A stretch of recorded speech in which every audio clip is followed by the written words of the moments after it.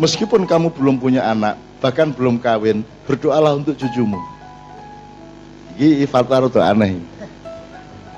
Ya Allah, lindungilah cucuku. Dia apa cik jomblo kok ngomong cucu? Loh, gitu. Loh, kalau Anda berpikir panjang, ono malaikat gimana nih anak doanya? Wong dia masih jomblo, nggak dapat istri kok berdoa ya Allah cucuku, lindungilah cucuku. Terus kata malaikat satunya, dia berpikir panjang. Dia maksudnya menyindir Allah supaya segera dicari, dikasih jodoh, terus punya anak, terus mantu, punya cucu kan gitu kan? Kan gitu kan, Allah juga fal tandur nafsu ma qaddamat liqat kan gitu. Itu ya deh ya. Oke, berikutnya. Jadi nggak usah susah ya Mas, nggak apa-apa. Yang penting Anda nggak gitu, tenang aja.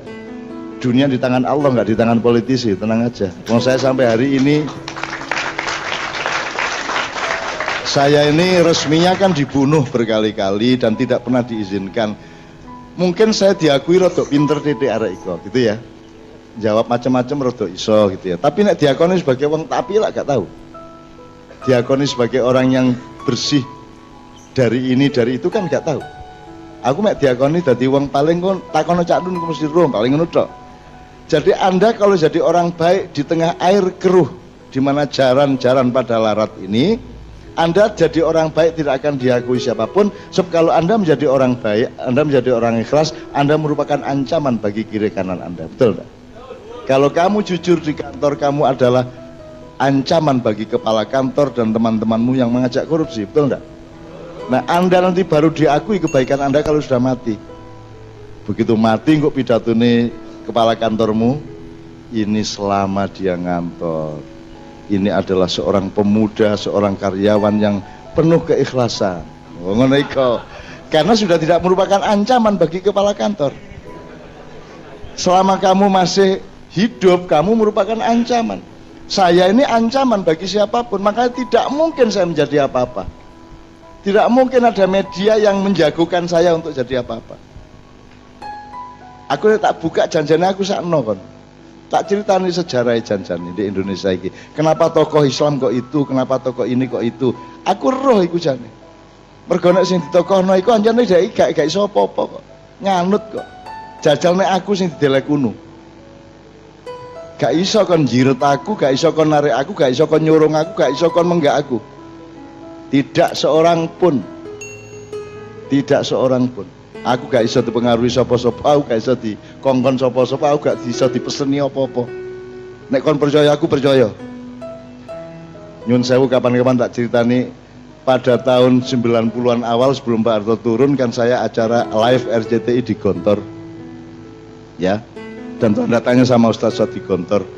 Datang waktu itu Pangdam Jawa Timur, Gubernur Jawa Timur, Menteri Agama dan anaknya Pak Harto yang namanya Bambang Trihatmojo. Karena itu ulang tahun keberapa Gontor, terus kemudian saya sama Kiai Kanjeng yang disuruh pentas, dan sebelum pentas aku dikai kertas Mas. Cak Nun mohon dijaga jangan sampai menyinggung hal-hal politik, ngono Mas. Loh, lah saya diundang kok gak dipercaya saya. Ngono aku, loh nek kon percaya aku meneng wae ta. Aku kan sopan wonge. Gitu loh. Gitu. Begitu aku dikai peringatan, aku tersinggung. Loh ini kedaulatan saya, kamu sudah ngundang saya kok kamu masih pesen-pesen, masih masih membatas-batasi saya. Saya akan membatasi diri saya sendiri, jangan khawatir. Gitu loh. Begitu aku dikai ngono aku langsung Bambang Tri. Tangan kiwang ini. Bambang Tri nanti pulang dari sini di Jakarta sama Bu Halimah, hitung kembali berapa hartamu yang halal, berapa hartamu yang haram, berapa hartamu yang subhat. Menengcep kabeh Mas. Iki anake ratu Mas. Anake raja tak duding tangan kiwa Nevin mburiku Cak. Anake Pak Harto lho Cak, anake Pak Harto. Oh ngamuk aku lah gampangane. Terus mari ngono Direktur RCTI ngongkon MC ini dipotong. Moro-moro MC ini maju. Demikian saudara-saudara acara kita. Tak gebrak berat. Hei, aku yang mengawali, aku yang mengakhiri. Begitu lagu dangdut ngono aku. Aku janjane katen terusno aku. Ku yang mengawali kaki ngang neneng. Aku jane ngono, cuman gak tega aku. Wong muring-muring mosok ndagel kan gitu kan. Masa sudah marah kok mau melawak gitu loh ya, sorry saya terjemahkan.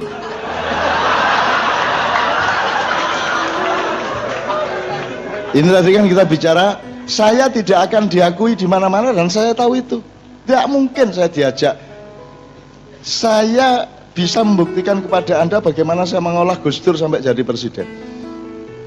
Seluruh sudutnya, seluruh inisiatifnya, dari ngomongin Gus Dur sampai mengolah supaya P3 dan Golkar memilih Gus Dur, PDIP kalah, dan seterusnya. Banyak, Pak Harto turun segala macam.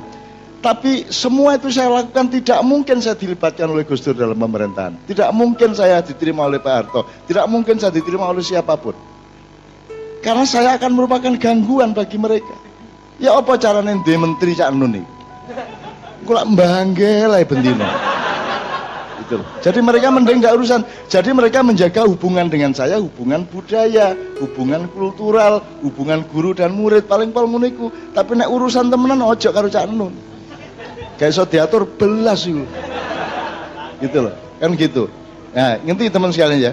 Jadi kalau Anda berbuat baik, Anda jangan menunggu orang lain mengakui kebaikan Anda. Anda berbuat baik dilihat oleh Allah dan Allah yang mengakuimu, dan itu sudah sangat cukup daripada pengakuan seluruh manusia di dunia. Gitu deh.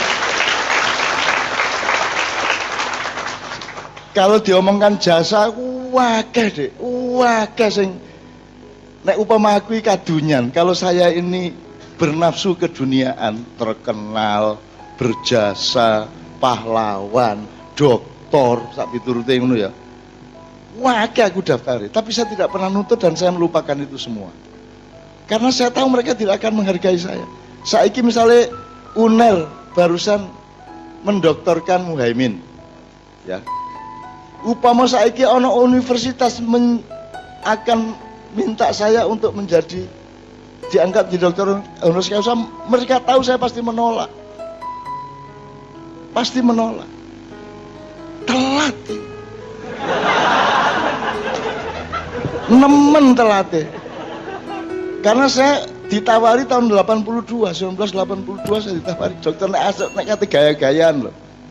Artinya saya tidak, tadi nafsu keduniaan saya tidak. Monggo. Pahala kan dari Allah, tidak dari Anda semua. Tugas saya mencintai Anda. Anda tidak perlu mencintai saya. Ya apa-apa kon gak mencintai aku. Wong aku bahagia nek mencintai kon. Nek kok cintai malah repot aku. Mending kon benci aku malah gak repot toh. Nek kon, kalau Anda benci kepada saya tidak punya kewajiban toh untuk mendoakan Anda.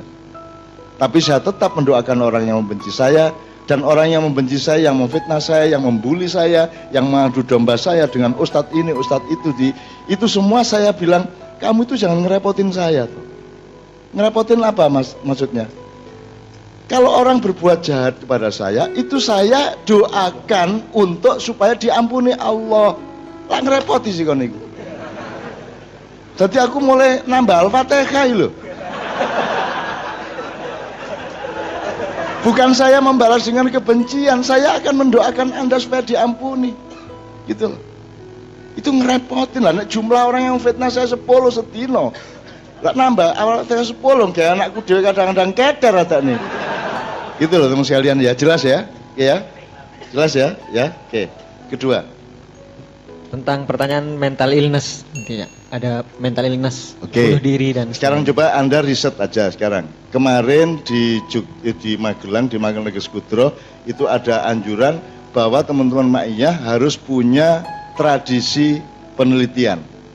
Tidak harus seperti arek-arek di kampus, nggak harus seperti calon dokter, tapi Anda punya naluri untuk meneliti, untuk memperdalam sesuatu, untuk mengelaborasi sesuatu, untuk menganalisis sesuatu.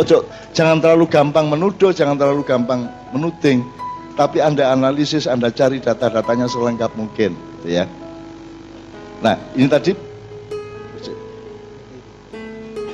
pertanyaannya kan mental illness, mind illness dan seterusnya. Sambil Anda nyicil, bisa nggak Indonesia ini penyakitnya penyakit pikiran? Mikir gak bener, nggak seimbang, gitu. Bisa nggak? Bisa nggak? Nggak masuk akal dalam banyak hal.